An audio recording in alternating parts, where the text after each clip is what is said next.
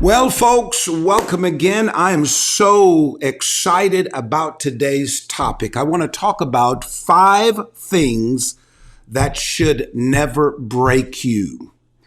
All of us get broken by the issues of life. You know, when it's not relationships, it's finances, it's failed businesses, it's disappointments, you name it. We've all been broken by something in life. But there are 5 important things I want you to make sure that you stay alert and you do not allow these things to break you, to break your zeal, to break your excitement, to break your hope. You know, the hope of believing that things can get better. You know, as you're driving, maybe at work, at home, you're listening to this podcast. I believe somebody is in the gym right now and, you're thinking, wow, maybe there's a lot of things that have, caused you to have a heartbreak, if you will, or an emotional breakdown, over the last few years or months or during this pandemic.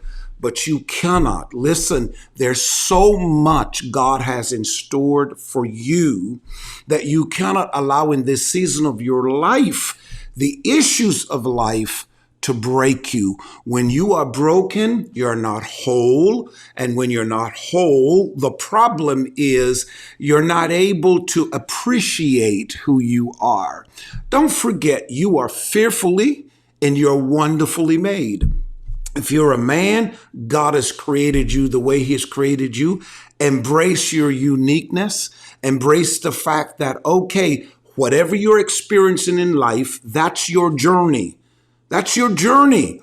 And don't be ashamed of your journey, whether you've made some mistakes or not. There's hope for you. As a woman, I don't care what you've been through. There's hope for you. All you have to do is to believe God that, your situation is subjected to change. I know you've heard me say this over and over. Every problem has an expiration date. Let me say it again, because some of you, it's going to take me repeating these things over and over for you to get it. Every problem has an expiration date, right? So I want to talk about the 5 things you should never let break you.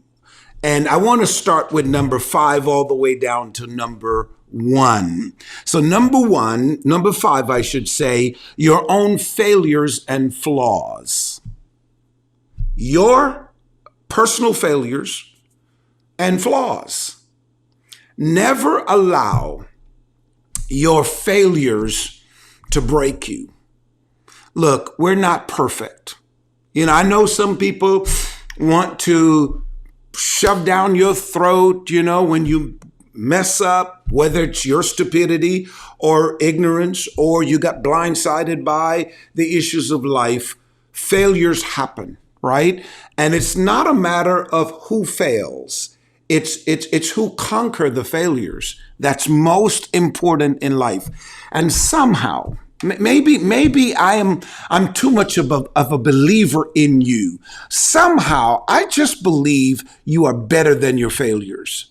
Somehow, I just believe that you are greater than your failures, that God has purpose in you, the ability to rebound, the ability to get back up again, the ability to do it all over again. Why? Because God is a God of second chance. He gives us chances over chances and opportunities over opportunities. So don't let your failures, don't let what you have done in the past to break you. I mean, how long are you going to sit there and ponder and get discouraged and frustrated and angry over what was done? Okay, you purchased the house, you purchased the car, you purchased items, you ran up your credit cards, you made bad financial decisions. I did. I made some horrible financial decisions that to this day, I regret it. I regret that I had an opportunity in life in the past to manage what God has blessed me with. I listen, before I became a spiritual leader, advisor, and mentor, I was making serious money, good money. I mean, at my young age, it was just, because again, when you're young and you're not used to certain things, right? And you get it all of a sudden, because you have no fathers or mentors, if you will, in your life, you try to protect it and you try to live, trying to impress people. I didn't have a counsel around me, so I lost, a lot. Had I preserved and managed my resources years ago, oh God, I tell you what, I would be more in a better position and be able to bless people even more. But I'm not going to sit around and get discouraged and just, allow my past failures to dictate my future. Come on now. So I know maybe you made some bad financial decisions. What are you going to do now? Because things are only going to get more expensive, So until you admit that you made bad decisions and then make a commitment to say, okay, you know what, God, I'm going to make the effort right now to ensure that, okay, I'm going to use my failures to my advantage. But don't let it break you. Don't let it make you think, oh, you will never get a house again because the first one was repossessed or you lost it. Or you spent the savings that you were putting together for a down payment. Don't be so hard on yourself because you failed at relationships. Here it is, you're blaming everybody else. All men are dogs. All men is one thing they want, and so forth. When you've not met all the men in the world, all men are not like that. All women are not like that. Come on now. So you have to make up in your mind to make that decision to say, you know what? My failure to manage my previous relationships have nothing to do with my future relationships. So you admit where you're wrong. Search your life, take inventory of your own personal life, and see where you need to adjust your attitudes and be better and learn to even understand people more, learn the art of good communication. A lot of people, the reason why they fail in their relationships, they don't know how to communicate. They're selfish and self-centered in their thoughts.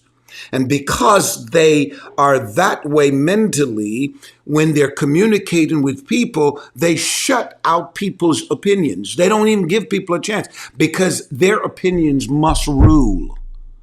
And you're never going to have healthy relationships with that kind of an attitude. And that's why a lot of people fail at relationships. But you have a chance now to say to yourself, I'm going to, be better at this. I know I failed at it before, so I'm not going to dog out everybody. I'm not going to put everybody in the same category.